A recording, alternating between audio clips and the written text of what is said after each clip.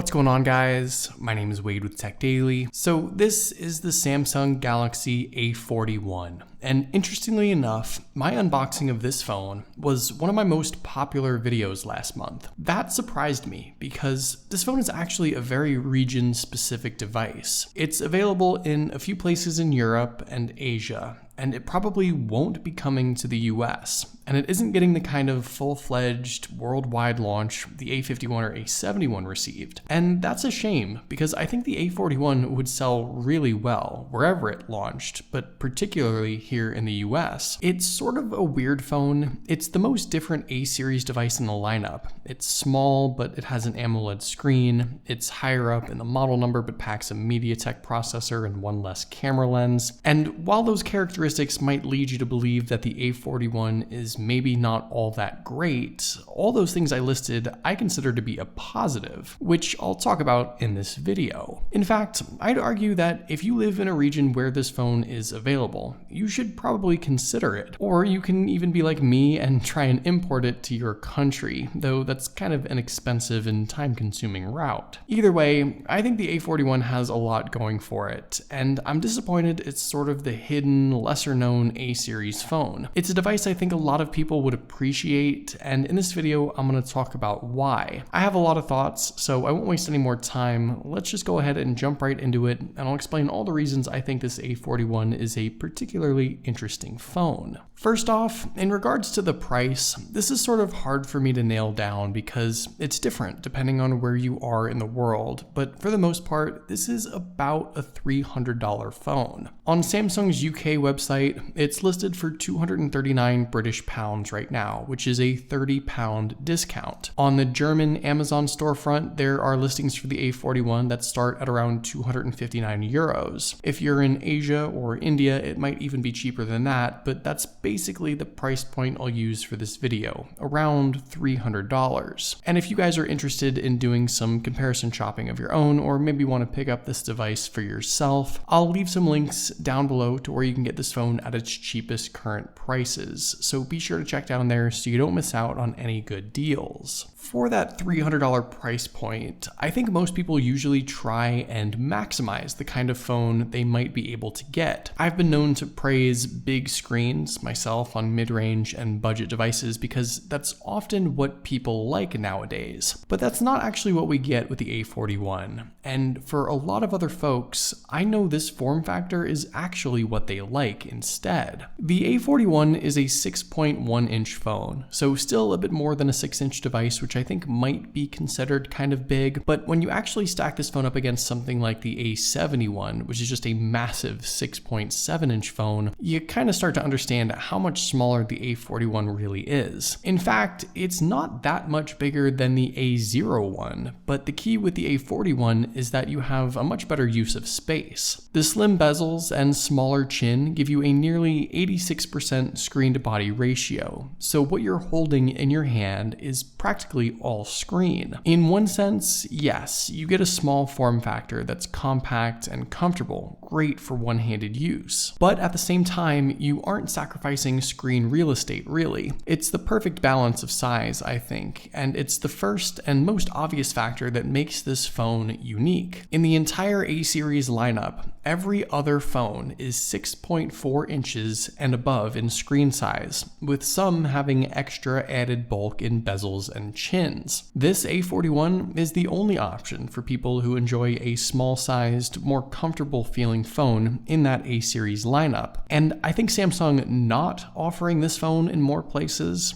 or at least not offering an additional smaller-sized phone in general, was a mistake. People do like smaller sized phones, and that's why I think people will like this A41. Now, the screen size is just one side of the story. With the A41, Samsung brought along their Super AMOLED panel, and this is really the display this phone deserves. It's the full 2400 by 1080 resolution screen, cramming in 431 pixels per inch. And at this size, with that resolution, I think it looks fantastic. I've praised Samsung's AMOLED AMOLED screens on their mid-range phones since last year, and I still think they offer the best viewing experience for the price. Unfortunately, while the company was super generous last year with the A20, for example, having AMOLED, this year, once again, this A41 is the only smaller sized Samsung phone with this super nice viewing experience. This year's AMOLED screens start with the A31, which is a big 6.5-inch phone. The other cheaper A-series phones, the A11, A21, A21s, are big LCD screens, and the A01 is a small LCD screen as well. Having a smaller screen shouldn't mean you're sacrificing the display technology, and this A41 is a perfect example of that. It's a smaller AMOLED screen with the highest pixel density in the lineup, and it offers a great viewing experience overall. Taking a look around at the rest of the A41, you'll see that its design and build are pretty much on par with the rest of the A-series lineup. It's an all-plastic phone with a shimmering, shiny rainbow finish and slight pattern design across the back. It's nothing new, but one thing I will say is that this blue color I think looks particularly good. It's one of my favorites I've seen on these phones, and I specifically made sure I got this one because I liked it so much. Around the rest of the phone, the A41 doesn't really lack anything. You've got the usual button placements for power and volume. Down below, there's USB-C for charging and a headphone jack, and a single speaker setup, which is fine. It's the same as the rest of the A-series lineup, and it's good enough for the most part. Underneath the screen, you also get that in-display fingerprint sensor. This, once again, is about the same as the other A-series phones, like the A51 and A71. It's quick enough when you get used to the placements, though not as fast or convenient as a physical rear-mounted sensor, which is what I personally like. And fortunately, you have face unlock you can pair it with too, and I actually found that quite fast on this A41, so having them both should get you into the phone fairly quickly. Inside, the A41 I think has some controversial specs for a phone at this price point and this high up in the A-series lineup, but it's actually not all bad. In sort of a surprise decision, Samsung shipped this phone with a MediaTek Helio P65 processor.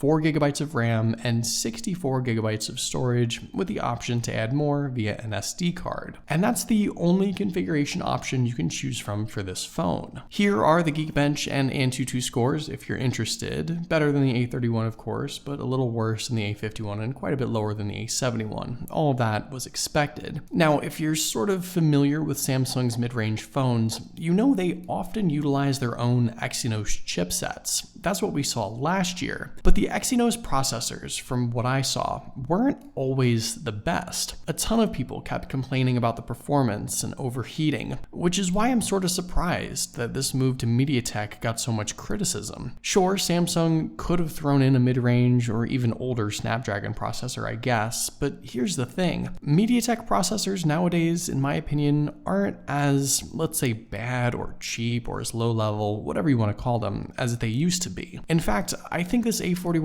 runs really quite well, and most of the other MediaTek devices I've tried in 2020 so far have had a similar result. Now, considering the specs and configuration options you can get on not only the A51 and A71, but also the lower A31 as well, the A41 I think still falls a little short if you want to compare the specs side by side. Those phones can all get 6 or 8 gigs of RAM if you want to pay extra, and with this phone you can't. But in practice, I think it is still a device that performs pretty well, no matter what you throw at it. And even if you want to do a bit of gaming, you totally can. I haven't had much lag or frame dropping in anything that I like to play. This just isn't one of those bare basic devices that's made for texting and web browsing and not a whole bunch more. You can do whatever you want to do on this phone. Push it hard, have a ton of apps open, play your favorite games, whatever you like. It can handle it. And the A41 having good performance I think is critical because of how unique and specific this phone is. Since you only have really one small device option in this A-series lineup, it has to be great for everyone. It can't exactly compromise on performance, and I don't think this phone does. I'd say it's a great device for just about everything, and you shouldn't exactly scoff at the MediaTek processors at this point. It's likely better than you think. One other thing that ended up better than expected with this phone is the battery. At 3500 milliamps, it's about average capacity, but it wound up offering above average performance. I think part of that has to do with the sort of mid-level specs and smaller screen size. I also don't exactly push my phones all that hard throughout the day, but I found the A41 had some 30 or 40% left by nighttime, and the 15-watt fast charger is fine for juicing up quick enough too if you need to. You don't get wireless charging,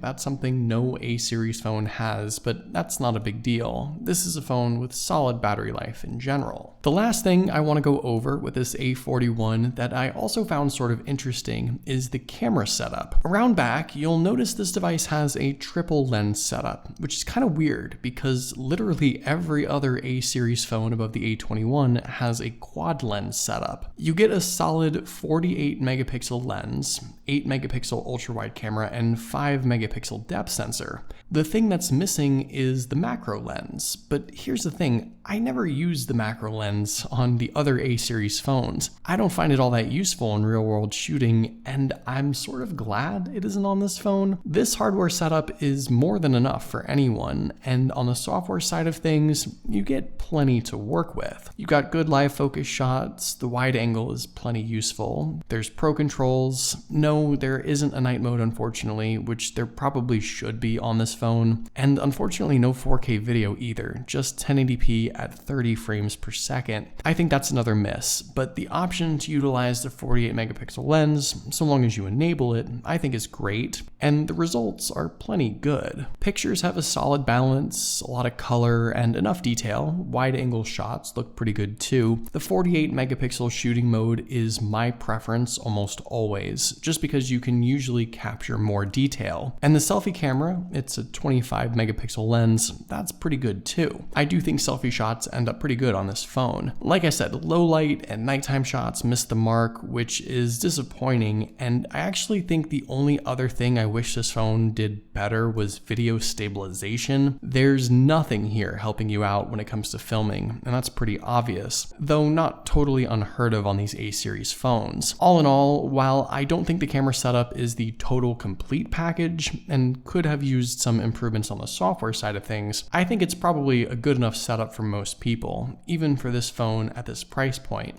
And ditching the macro lens is not a big deal at all. So here are my final thoughts. The A41 is a really unique phone, mainly because of its size. It packs a lot of great specs and features, but in a form factor that's for a specific group of people. Like I said, I think this phone will be popular for the regions and parts of the world who end up getting it, and I do genuinely think Samsung missed out by not offering a higher-end, smaller device in the US. This phone has its place, and if you appreciate a more compact form factor without compromising on features, then this phone is absolutely the device for you. So hopefully you guys enjoyed this review. Let me know what you think of the Samsung Galaxy A41 in the comments down below. I'd love to know your thoughts, of course. Be sure to follow TechDaily on Twitter and subscribe to the TechDaily YouTube channel if you haven't already, and I'll see you guys later.